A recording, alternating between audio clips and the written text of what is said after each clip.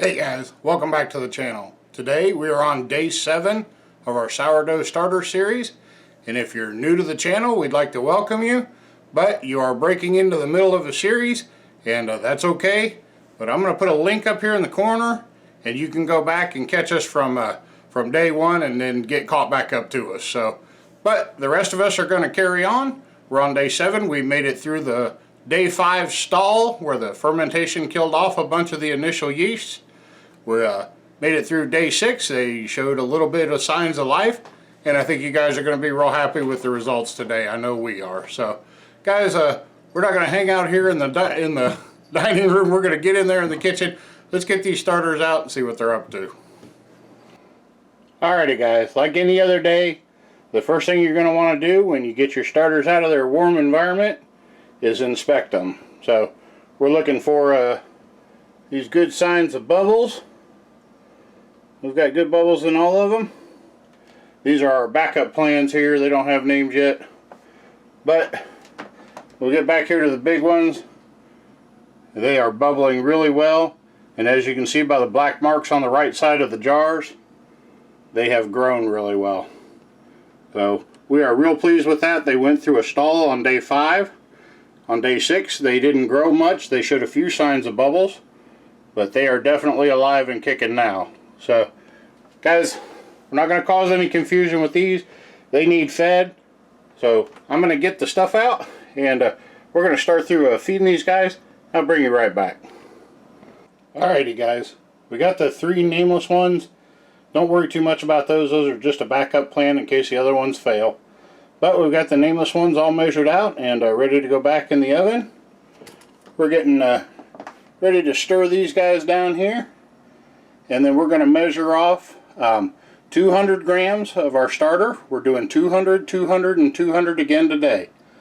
So we're going to measure off 200 grams of our starter. And then we're going to add 200 grams of flour and 200 grams of water. So let me get these moved over to the other jars, some clean jars. I'll move their name tags and stuff over, and I'll bring you back. Hey guys, just going to break back in here for just a second. I want to be real careful not to cause any more confusion than there already is, but you're going to see a lot of starters on the stove. If you're breaking into the middle of this series, it might not make much sense to you. We started with 3 original starters, and we got them going for a few days, and then they stalled, and it caused a little bit of panic. So we started 3 additional starters. Those are the ones in the smaller jars that you just saw, but those don't mean anything. They're just a backup plan. We wanted to let people know that if we did lose any of our 3 starters, our original starters, that we were growing other starters. So we could pause the series for a couple of days, let those catch up to where we were in the series, and continue on, because it's important to us. We want you guys, if you've come this far and watched this much of the series, I'm sure you're going to want to see a loaf of bread at the end of it. So guys, or in my case, I want to see some big hot sourdough pretzels. But we want to make sure there's no confusion. We try to not talk about them too much, but guys, the smaller jars, just don't worry about them. They're just some backup plans. They're a couple days behind the other ones, and they're just there in case anything happens, so we can make it to the end. But we're going to move on, and we've got a couple of viewer questions you might enjoy, and we're going to try to address those, and we're going to show you, well, we're not going to show you feeding this time, guys. You guys have seen it enough times. We're gonna get the stuff measured out. I'll show you weighed out on the starter mix that we're gonna use, but we're gonna do the rest of the feeding off camera. That way we're not taking up too much of your guys' time, and we want the videos to stay as short as possible. So guys, just hang in there. We got a couple of questions we're gonna get to, and then we're gonna move on with it. So let's get back to the show, and we'll be right back. Alrighty guys, we'll jump back in here real quick. I wanted to show you we've got the starter measured off in the bottom of the jars. That's 200 grams in each one. But we're going to be adding our flour and our water, and that brings me up to addressing a question that I've gotten about 4 times, which is, what kind of flour are we using? Now, a lot of people know we're using whole wheat. That's the coloration you see there.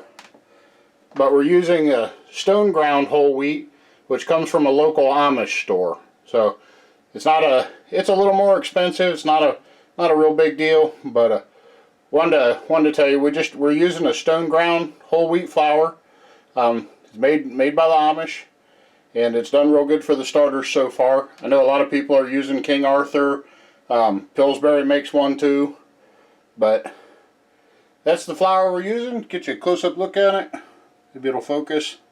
And that brings us to question number 2. I've gotten this one twice. What is the mysterious red jar that keeps appearing off to the side of each shot? Sometimes when I back out, it catches it. Guys, we'll zoom in here. This is our homemade taco seasoning. It's not a big deal. I was going to try to pass it off as my secret ingredient for growing excellent starters. But guys, it's just our taco seasoning. If you're interested in that, we have a cooking playlist. All kinds of interesting things over there. But it's just our taco seasoning. Don't worry. We're not slipping in any secret ingredients on you. So, guys, I'm going to get these fed. I'll bring you right back, show you what they look like, and then we're going to get out of here. Alrighty, guys. We've got these guys fed up, and we've got their levels marked on them. You see the black marks on the left edges of the jars. We've got their levels marked, but I kind of skipped over the inspection stage, and if anybody's jumping in here in the middle, I just want to make sure we got that covered. If you open your jars up and you've got any kind of rancid smell, now it's not unusual for it to smell like a stale beer or beer mixed with yeast. But if you open it up and you've got any kind of rancid smell, you want to discontinue that starter. So that's one of the reasons we set up so many, was to make sure we could get through, because things happen. So if it happens to you, just go ahead and pitch it out. If you get a dark colored fluid on top, that's called hooch. That's a process of fermentation. It's you can dump it off and stir that what little bit's left back in and feed your starter again. But you want to be real careful with that starter. It's not a sign that everything's going great. So we haven't had it yet here on any of these, so we consider ourselves lucky. Another thing you want to look for is any kind of pink mold. If you see anything pink in your starter, you're going to want to pitch it. We've been hearing stories of a white fibrous mold on top of them too, and you certainly want to pitch that. Guys, those are microscopic organisms. If they've multiplied to the point that you can see them with your eye, that means they're all through your starter. You're not going to make it through that. So, guys, we're going to get the tops back on these. We'll set them back in the oven and keep them warm. They're looking real good. We're real happy with them. But I'll be back in just a minute. We'll talk a little bit more. Alrighty, guys, that's about going to wrap it up for today. Again, this is day 7 of the sourdough starter series. Our mixture was 200 grams of starter, 200 grams of whole wheat Amish flour, and 200 milliliters of warm water. So, guys, it's not real important that you use Amish flour or anything else. I don't think anyone's really that much better than any other. But we happen to have it here. It's good stone ground flour. So that's what we wanted to use on our starter. It's probably what we'll use in our baking, so we want to get the starter off to, so it's conditioned for that kind of flour. But guys, we really appreciate you coming and spending your time with us. When the day 8 video is done, I'm going to put a card for it up here so you can go right on and continue the series.